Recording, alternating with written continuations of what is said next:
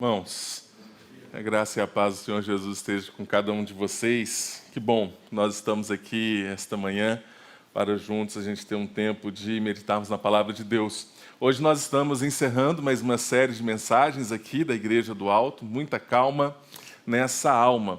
E durante essa série de mensagens, em algumas mensagens, nós mostramos estes quadros, que provavelmente no último ano ou durante este ano, nós nos encontramos, nos identificamos com alguma dessas fotos, com algum desses quadros, no momento de isolamento, no momento de preocupação, no momento de tristeza, no momento de aflição diante das lutas e desafios que nós estamos vivendo, que são diversos, às vezes de muitos lados também. Então, todos nós, muitas vezes, nos identificamos com esses quadros e, por causa disso, nossa alma, os nossos corações estão abatidos. Se encontram abatidos, desanimados, e, nesse tempo, nós entendemos como que o Senhor ele pode fortalecer as nossas vidas diante desses desafios. E hoje eu quero falar sobre um grande problema dos nossos corações e da nossa alma quando nós nos encontramos agitados, perturbados, que é a insatisfação. A insatisfação é a falta de satisfação, um descontentamento, desprazer, uma contrariedade, um aborrecimento. E o fruto disso em nossas vidas vai ser a falta de interesse, dificuldade de concentração. A vida se torna um tédio. Por mais que possamos exercer as nossas atividades, o nosso trabalho, o nosso dia a dia, mas parece que nada daquilo que nós fazemos faz sentido mais. As coisas perdem o seu propósito diante da insatisfação, diante da falta de prazer, diante do desejo de um envolvimento. E veja uma pesquisa do Instituto Locomotivo, Instituto de Pesquisa, falando a respeito de um tipo de insatisfação que é a insatisfação no trabalho. E a pesquisa diz: 56% dos trabalhadores com carteira assinada estão insatisfeitos com o seu emprego. Isso é uma pesquisa de 2017. Isso representa 18,7 milhões de pessoas insatisfeitas. Você já foi atendido por alguém que visivelmente estava insatisfeito com o seu trabalho? Já chegou em um lugar e como é ruim? Ou você tem na sua equipe, você identifica na sua equipe de trabalho, alguém que visivelmente está insatisfeito com aquilo que está fazendo. E este número é altíssimo. E veja as consequências disso. A primeira consequência disso, as pessoas deixam de ir ao trabalho. Por N motivos. Ou qualquer motivo se torna um motivo para você simplesmente faltar. E faltando, às vezes, inventam algumas desculpas, vão ao médico, buscam os diversos motivos para um atestado, porque não tem um comprometimento mínimo com o trabalho. Está completamente insatisfeito. Ir ou não ir ao trabalho, para ele, não faz diferença nenhuma, porque ele não vê sentido naquilo que ele está fazendo. Uma outra coisa é a rotatividade e o impacto dessa rotatividade na economia.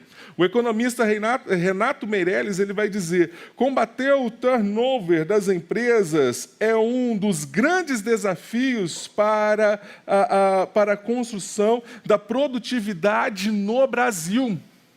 A rotatividade nas empresas impacta diretamente a economia, porque uma empresa investe tempo, investe recursos,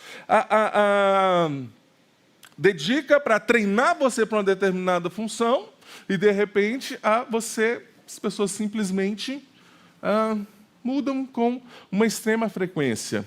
Isso impacta diretamente a produtividade das empresas e isso impacta diretamente a nossa economia. Terceiro, a diminuição do desempenho da produtividade, como nós acabamos também de citar aqui. Mas vamos dar um salto para 2020. 2017, 56%.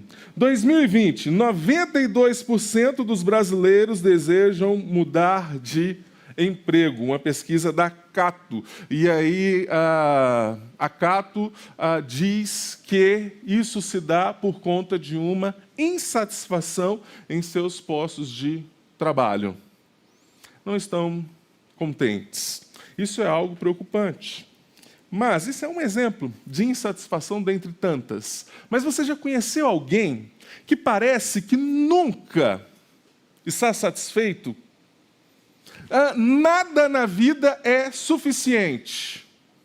Nada do que se faça, nada do que se preste, nada do que aconteça é suficiente para aquela pessoa. E a psicologia agora já chama isso de uma doença, que é a insatisfação crônica.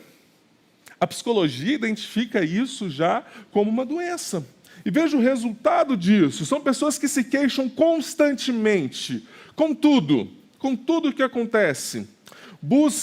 Vivem em busca da perfeição. Muitas vezes a busca da perfeição não é de fato assim algo perfeito, mas algo que na mente dessa pessoa é perfeito. Algo que ela idealizou. E se as coisas não acontecem dessa forma, é bastante crítico com outras pessoas. Estabelece metas irreais e não tolera o fracasso. Não lida bem. Não desenvolve, isso deixa a alma, o coração completamente perturbado, completamente abatido. A insatisfação é um grande mal em nossos dias. E talvez muitos de nós, quando paramos para pensar, estamos insatisfeitos com alguma área da nossa vida. Claro que precisamos observar que também existe uma pequena insatisfação que nos motiva e nos impulsiona a coisas boas também. Nos impulsiona a tomar algumas atitudes em nossas vidas. Se não me engano, aquele escritor irlandês, Oscar... Bom, não me lembro o sobrenome dele, mas ele diz que a insatisfação... Oi? Justamente, muito obrigado. A insatisfação é o que impulsiona o mundo. Então, existe sim uma certa insatisfação que nos impulsiona, que nos dirige, que nos motiva a melhorar. Mas a linha dessa insatisfação, com uma insatisfação que causa uma perturbação em nossas almas, em nossos corações, é muito fina. E nós precisamos analisar como está o nosso coração diante das nossas insatisfações, diante das nossas queixas, diante das nossas perturbações. Por isso, hoje eu quero falar sobre o tema: para que tanta insatisfação? Eu quero meditar com você no Salmo 145. Abre o seu texto bíblico. Mantenha ele aberto, por mais que o texto ele está aqui projetado. Salmo 145.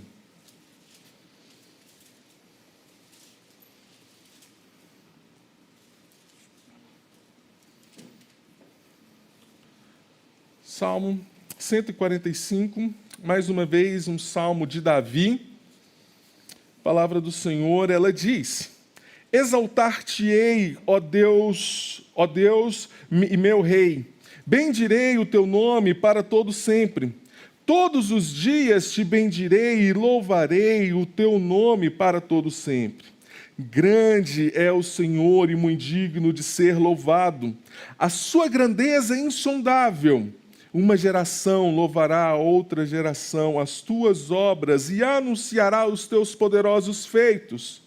Meditarei no glorioso esplendor da tua majestade e nas tuas maravilhas. Falar-se-á do teu poder, dos teus feitos tremendos, e contarei a tua grandeza.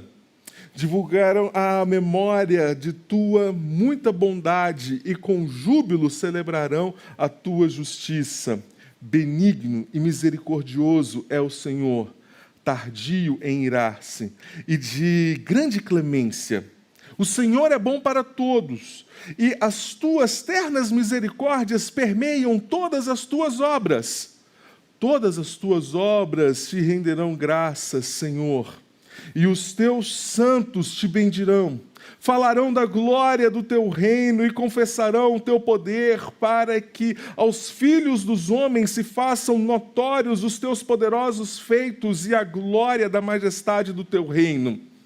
O teu reino é o de todos os séculos e o teu domínio subsiste por todas as gerações. O Senhor é fiel em todas as suas palavras e santo em todas as tuas obras. O Senhor sustém os que vacilam e aprumam todos os prostrados. Em ti esperam os olhos de todos, e tu, ao seu tempo, lhes dás o alimento. Abres a mão e satisfazes de benevolência a todo vivente. Justo é o Senhor em todos os teus caminhos, benigno em todas as tuas obras. Perto está o Senhor de todos os que o invocam, em verdade. Ele acode à vontade dos que o temem, atende-lhes o clamor e o salva. O Senhor guarda a todos os que o amam, porém os ímpios serão exterminados.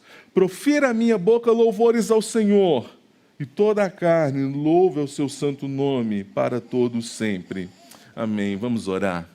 Senhor, obrigado por sua palavra, Pai. Carecemos, ó Deus, da ação do Teu Santo Espírito em nossas vidas, para que possamos compreender a profundidade, a beleza dos Teus ensinamentos para nós nesta manhã, ó Pai. Fala aos nossos corações, no nome santo de Jesus. Amém. Mais uma vez, um salmo de Davi, um dos últimos salmos. Nós meditamos muito nessa série, nos salmos de Davi. E aqui, provavelmente, este salmo, ele foi escrito depois que o Senhor atendeu os pedidos de Davi, que Davi fez no Salmo 144.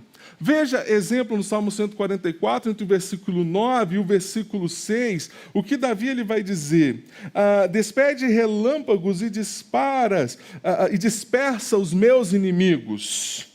A ti, ó Deus, entoarei um novo cântico. Em um momento de perigo, diante de uma grande batalha, ele roga para que o Senhor venha e lute com ele, contra os seus inimigos. Que manda os seus inimigos embora, que enfraqueça os seus inimigos. E assim Davi iria entoar um novo cântico ao Senhor, e aí o que nós vemos é o Salmo 145. Esse salmo é muito fantástico na construção hebraica, porque ele é quase que um acróstico, porque ele vai fazer cada salmo, cada versículo, ele inicia com uma letra do alfabeto hebraico. Exceto do versículo 13 para o versículo 14, que ele pula a letra N. Mas o salmista ele se preocupa em fazer este salmo de louvor dessa forma, abrindo cada parte deste salmo com uma letra do alfabeto hebraico para mostrar a totalidade e a grandeza deste Deus. Para falar, porque é um salmo de louvor, que fala a respeito dos feitos do Senhor, e ele faz essa construção de forma intencional. Mas Davi, como muitos os salmos, escreve um salmo de louvor, mas quando nós olhamos para a vida de Davi, nós encontramos vários motivos para encontrarmos um homem insatisfeito. Primeiro, muitas vezes a insatisfação da nossa vida, ela provém dos nossos erros. De erros que cometemos e por conta das consequências desses erros, nos tornamos completamente insatisfeitos. Davi foi alguém que cometeu uma série de erros. Um erro grande em específico atingiu a sua família. Ele toma a mulher de outro homem, essa mulher, ela engravida, então ele chama este homem para que vá lá, fica com a sua esposa, passa um tempo, mas esse homem continua lá em batalha. Então, que foi alertado pelo profeta Natã a respeito disso. Então, Davi, essa mulher grávida, dá à luz a um filho, e Davi manda matar este homem. Veja a sequência de erros na vida de Davi. E como o profeta Natã alertou, isso causou uma tragédia na família de Davi. Isso desestabilizou completamente a família de Davi.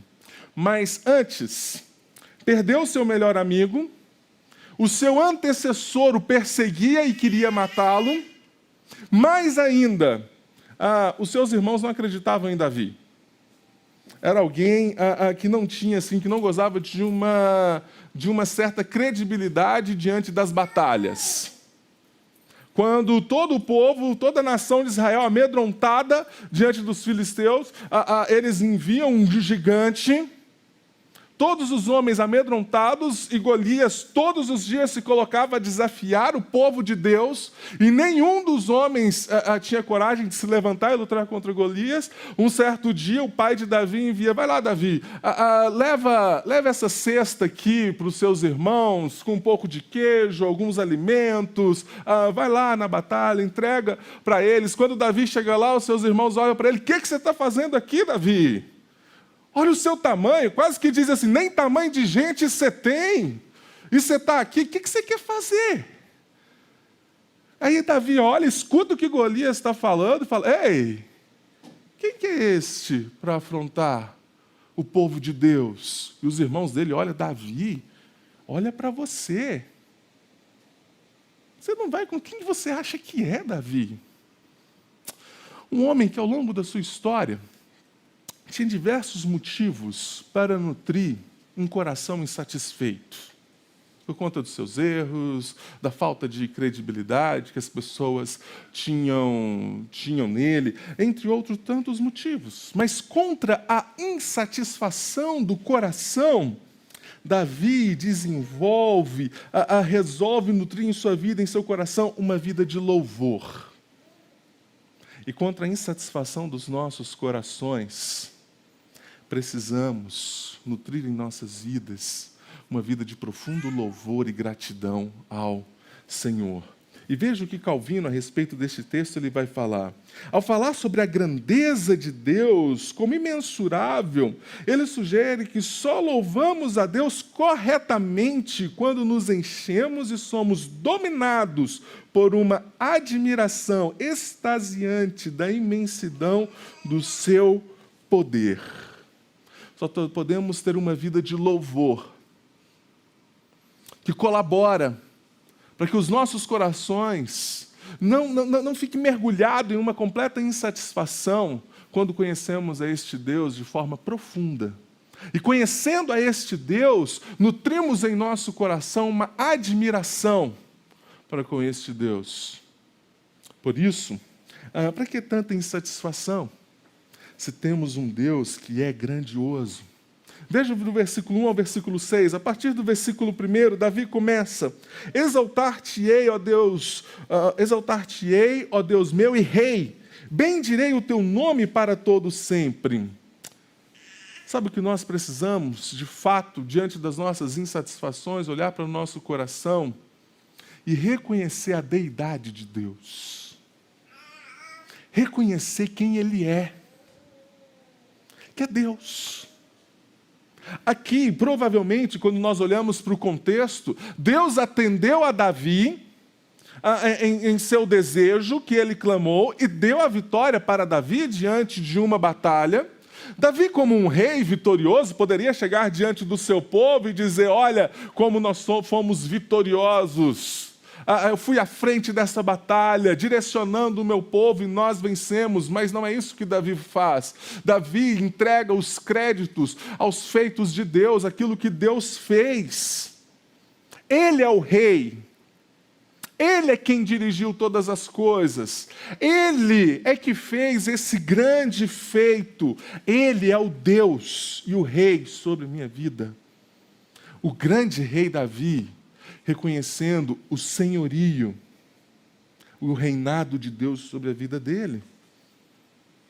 Precisamos reconhecer quão grande é o nosso Deus, como nós cantamos. Veja do versículo 2 ao versículo 3. Todos os dias te bendirei e louvarei o teu nome para todo sempre. Grande é o Senhor e muito digno de ser louvado. A sua grandeza é insondável. Reconhecer A deidade de Deus, a grandeza, o seu reinado, o seu domínio, proporciona para os nossos corações um exercício diário de gratidão, de entender quem Ele é e quem nós somos, a nossa dependência dEle, a grandeza dEle, a nossa pequenez. E diante desta grandeza, porque podemos e temos a certeza que Ele nos escuta, assim como escutou a Davi, o coração dele é tomado por uma profunda gratidão. E veja o versículo 4, uma geração louvará a outra geração, e as tuas obras anunciará os seus poderosos feitos. Eu volto a utilizar Calvino a respeito deste versículo, e ele diz, aqui ele insiste, na verdade geral, de que todos os homens foram feitos e são preservados em vida para este fim, dedicarem-se ao louvor a Deus. Quando reconhecemos o senhorio, o poder, o nosso coração é tomado de gratidão. Nós enxergamos o propósito em nossas vidas, não um propósito autocentrado em nossas buscas, em nossos anseios, em nossos desejos, mas um propósito que é centrado em Deus, em uma vida de louvor a Ele. Não aos meus feitos, mas ao que Ele fez. E aí no versículo 5, Davi faz uma profunda reflexão teológica e ele diz, meditarei no glorioso esplendor da tua majestade. Majestade aqui é uma palavrinha hebraica, e eu com o meu hebraico assim, fluente, né? Quase que... mas existem algumas palavras no hebraico, por mais que tu conversava até com o Lourenço a respeito disso ontem, existem algumas palavras no hebraico, por mais que alguém aprenda de forma fluente, se você não é nascido lá, não aprendeu lá, você não vai conseguir pronunciar algumas palavras. Professor Romualdo, hein? A Júlia está no seminário aqui, ele está concordando comigo e eu sei bem de quem são essas palavras. Do nosso querido professor. E uma dessas palavras é a palavra majestade aqui, que é Hod. Hod não tem tradução. Não existe uma palavra no português ou em qualquer outra língua que chegue à altura desta palavra do que Davi está falando a respeito de Deus. Davi está falando de um grande esplendor de majestade, e mesmo essa expressão não chega aos pés do que significa este Deus, que ele expressa com a palavra Hod. Tamanho o seu poder e a sua grandeza. E essa grande reflexão a respeito do ser de Deus produz em Davi um testemunho de vida. A nossa reflexão, ao conhecer aquilo que Deus se apresenta a nós, aquilo que Ele decidiu em sua grandeza e misericórdia se apresentar e se revelar a nós. O nosso conhecimento, a busca pelo nosso conhecimento a respeito de Deus precisa produzir em nossos corações um grande testemunho de vida. Mas sabe, queridos, diante das insatisfações, o problema é que muitas vezes queremos manter o controle da nossa vida. Queremos ter a nossa vida em nossas mãos. Queremos segurar o controle, ou achar que podemos ter o domínio e o controle a respeito de algumas determinadas situações. E por causa disso, deixamos de reconhecer a nossa dependência de Deus. E nos tornamos insatisfeitos porque a nossa vida está autocentrada em nós. Autocentrada nos nossos desejos, no nosso querer, no nosso modo. E se algo foge a respeito disso, nos esquecemos que existe um Deus que reina. Um Deus que domina sobre todas as coisas. E que acima do meu querer e do meu desejo, existe esse Deus que é grande e poderoso, que governa todas as coisas. E passamos a medir os nossos resultados a partir da nossa grandeza, do orgulho do nosso coração, daquilo que nós fizemos, e deixamos de atribuir os nossos resultados, os nossos ganhos, as nossas vitórias a Ele, mas atribuímos aos nossos feitos, não o que Ele nos deu. não o que Ele preparou para as nossas vidas. Contra a insatisfação dos nossos corações, precisamos reconhecer a grandiosidade deste Deus, porque Ele é um Deus bondoso. E esse é o segundo ponto. Precisamos reconhecer esta bondade. Veja, do versículo 7 ao versículo 9.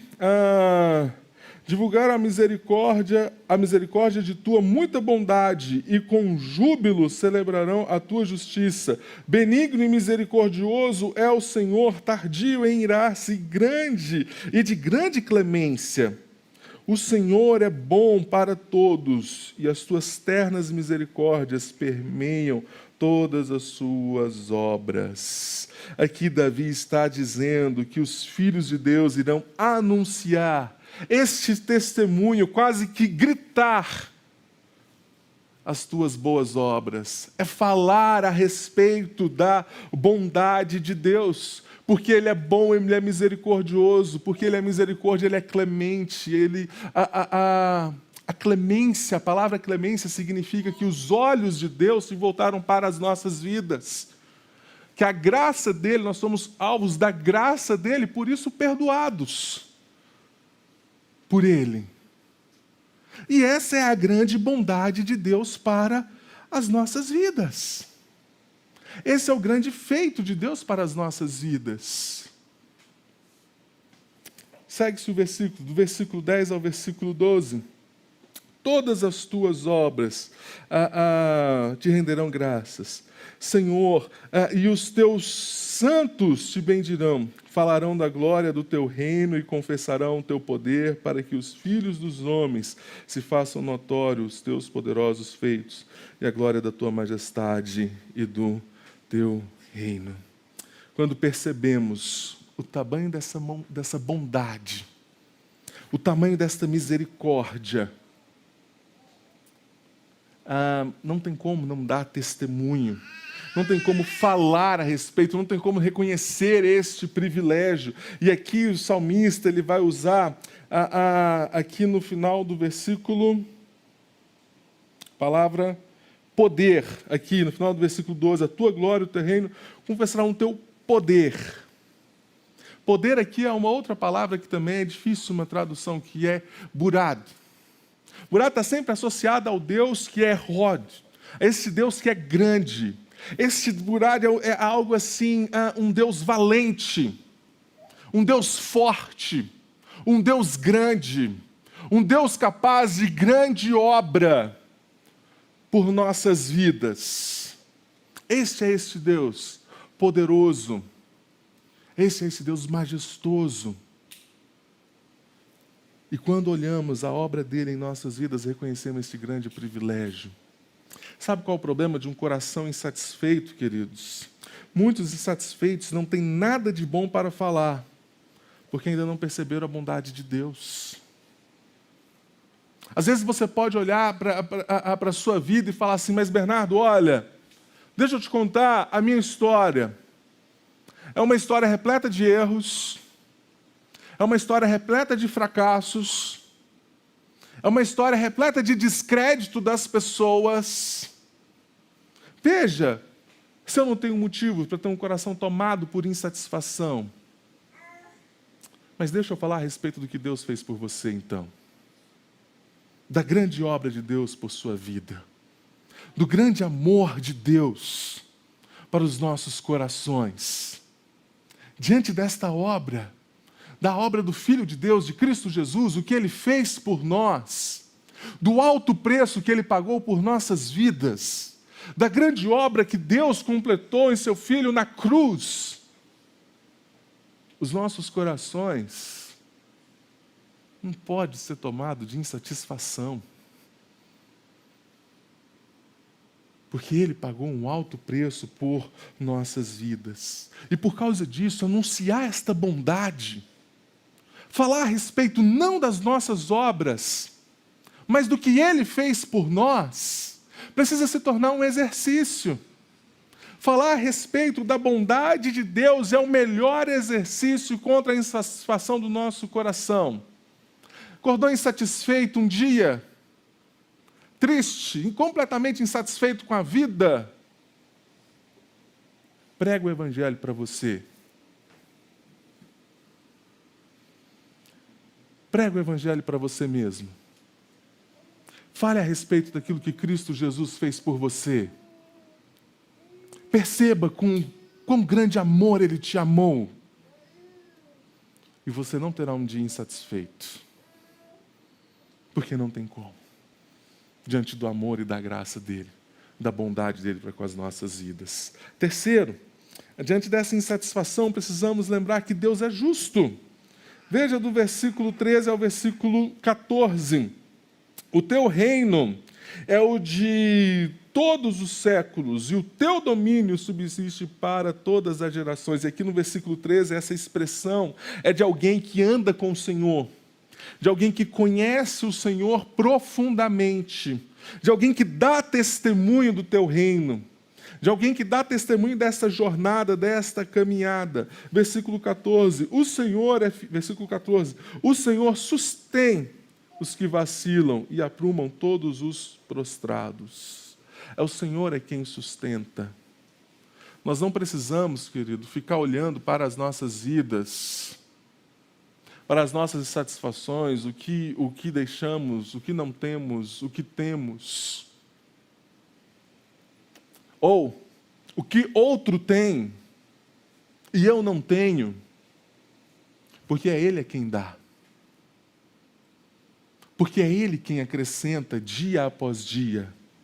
Porque é Ele quem olha para as nossas vidas. E aí do versículo 15 ao versículo 17, o salmista ele vai falar a respeito de graça comum.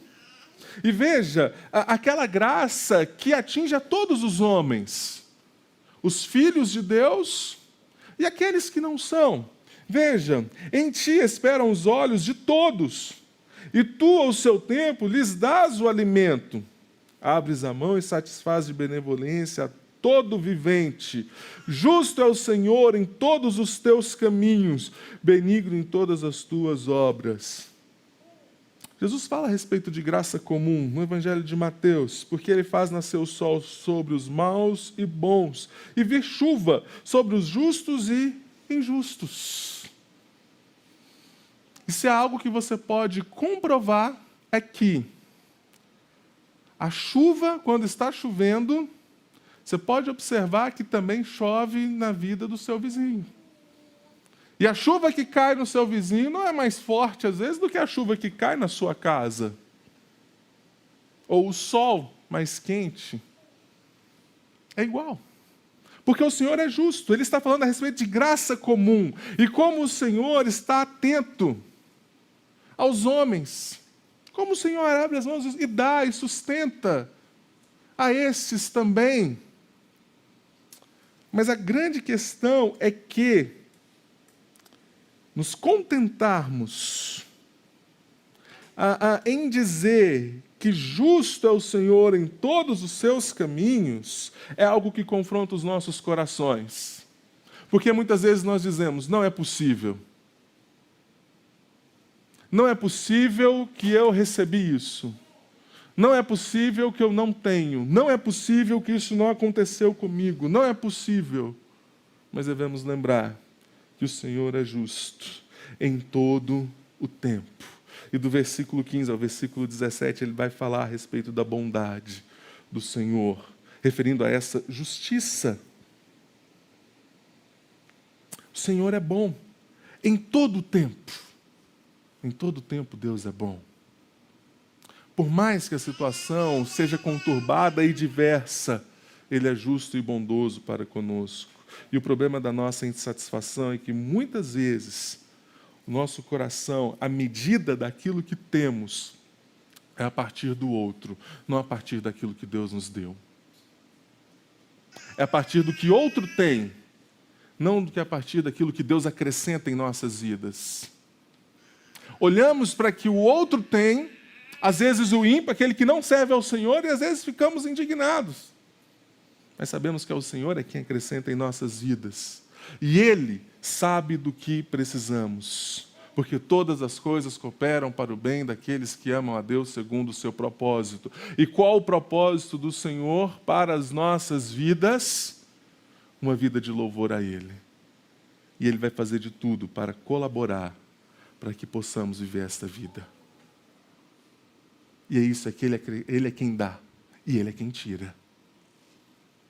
Para que possamos viver desta forma, olhando para Ele. Quarto e último lugar, queridos, precisamos lembrar que Deus é um Deus providente. O texto diz, perto está o Senhor de todos. Agora, todos aqui, não é todos os homens, todos os viventes, mas é todos os que o invocam. E todos que fazem isso com um coração, com verdade em seus corações. Aqueles que conhecem, aqueles que estão caminhando perto, são os filhos de Deus. Deus está atento a seus filhos. Mas Ele conhece os nossos corações. Ele acode à vontade dos que o temem. Atendes o clamor e o salva. Ele é quem acode. Ele é quem atende. Ele é quem sonda os nossos corações e conhece. Então, Ele não é um pai ou um Deus que atende a todos os desejos dos seus filhos de forma desenfreada, porque os filhos querem, mas é um pai que ama a seus filhos. E por isso Ele coloca um limite em nossa vontade.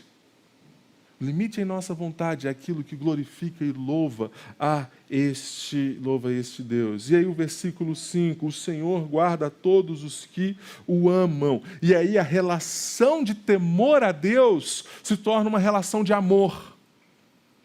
Porque entendemos o que Ele fez por nós. Por causa disso compreendemos esta relação. Mas veja o que irá acontecer com os ímpios. Nós já falamos isso em mensagens passadas. E versículo 21, o salmista fecha com um propósito de vida. Profira a minha boca louvores ao Senhor, e toda a carne louve ao seu santo nome para todo o sempre.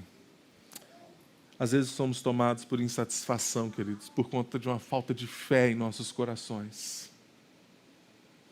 Falta de saber que é Ele quem acrescenta dia após dia tudo aquilo que nós precisamos. E às vezes a insatisfação provém da falta de um relacionamento profundo e sincero com o Senhor. Davi, quando estava insatisfeito por causa do seu pecado, ele chega diante de Deus e rasga o seu coração e fala, Senhor, pequei contra o Senhor, olha a minha situação, olha onde eu estou. Olha, eu estou sentindo nos ossos a dor desse pecado. Eu estou sentindo em minha vida. Davi não chega diante do Senhor com máscaras ou sem se expor, mas Davi se expõe completamente, porque Deus conhece os nossos corações de forma verdadeira. E é dessa forma que podemos nos achegar da presença de Deus. Porque Cristo Jesus é a expressão máxima da grandiosidade, da bondade, da justiça, da providência de Deus. O Verbo que se fez carne e habitou entre nós. Aquele que se entregou e pagou um alto preço pelos nossos pecados. Aquele que tem um convite para as nossas vidas. Vinde a mim, todos que estáis cansados e sobrecarregados, e eu vos aliviarei. Tomai sobre vós o meu jugo e aprendei de mim, porque eu sou manso e humilde de coração, e achareis descanso para a vossa alma, para as nossas almas perturbadas, agitadas. No Senhor podemos achar descanso, consolo, não segundo os nossos padrões, não segundo os nossos padrões de grandeza e de sucesso de vida. Porque esse jugo desse sistema é pesado, é duro. Mas aquilo que do Senhor nos dá, o jugo é suave, o fardo é leve. É segundo Ele, os padrões dEle para as nossas vidas. Sabe como podemos ter uma vida satisfeita? Ou distante das insatisfações do mundo, deste sistema, é quando encontramos a plena satisfação em Cristo. E quando reconhecemos que nossas vidas não falam mais a respeito de nós mesmos, mas fala a respeito do que Ele fez por nós. Isso é quando descansamos na obra de Cristo Jesus. Quando entendemos que aquilo que o Senhor nos dá, aquilo que o Senhor permite acontecer em nossas vidas, os caminhos em que trilhamos, muitas vezes o Senhor nos permite algumas situações para Ele moldar a nossa vida, para que comecemos a viver, não pelos nossos padrões, mas a partir do que Ele fez. Somente em Cristo Jesus podemos encontrar essa satisfação e esse sentido para a vida, e esse propósito para as nossas vidas. Sabe?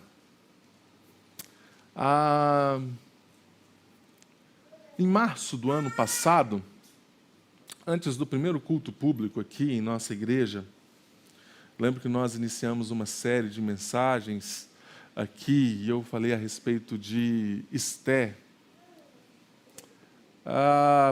Isso era o primeiro culto público da nossa igreja. E naquele domingo, não sei quantos estavam aqui, estava assim lotado esse auditório, né? Naquele primeiro culto. E depois de terminar ali algumas coisas, depois de um momento de oração no sábado, eu comecei a olhar para a história da minha vida. E achar interessante como que Deus me conduziu por cada caminho. Por caminhos de insatisfação, por caminhos de tristezas, por caminhos bons, por alguns lugares que eu nunca entendi. Mas eu lembro que algo que me chocou na vida de Esté, impactou a minha vida, no capítulo 4, quando ela diz quando ela precisa estar diante do rei, para falar com o rei, rogar ao rei a respeito do seu povo, ela poderia perder a vida por causa disso, mas ela diz assim: talvez foi por causa disso que tudo aconteceu com a minha vida. Foi por causa deste momento que o Senhor me colocou aqui. Foi por causa desse momento que eu passei tudo que eu tive que passar. E quando a gente reconhece, ou tenta, dia após dia, reconhecer que a nossa vida fala a respeito de Deus, daquilo que Deus faz, e a gente descansa os nossos corações no Senhor, e naquela noite, eu olhei, chamei a Cíntia no quarto lá, e que interessante. Parece que Deus me preparou uma vida inteira para esse momento, para esse dia, para fazer isso.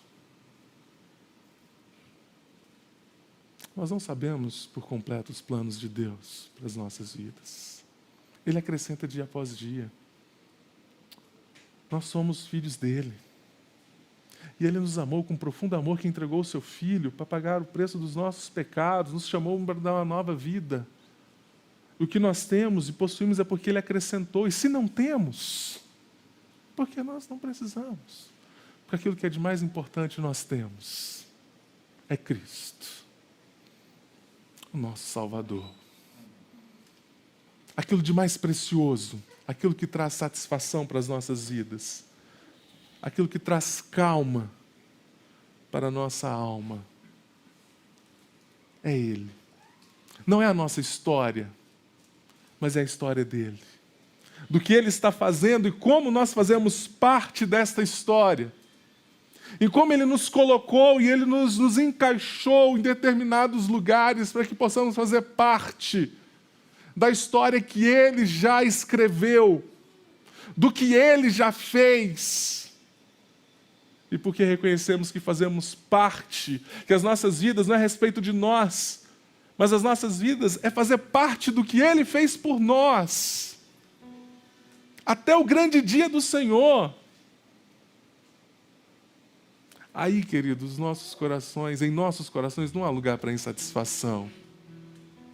Por mais que a situação seja difícil, por mais que o tempo seja dolorido, mas quando olhamos para Cristo Jesus e sabemos que Ele tem um propósito para todas as coisas, em meio às situações mais difíceis, somos tomados por um contentamento e satisfação nele. Que as nossas almas, os nossos corações, diante da insatisfação que esse sistema, este mundo nos coloca, dia após dia, o nosso coração fica amargurado, cheio de amargura, rancor, raiva, tantas coisas. Mas que olhar para Cristo Jesus, possamos descansar nele. Saber que ele tem um propósito. Que tudo é por ele. Que tudo é para ele. Vamos orar?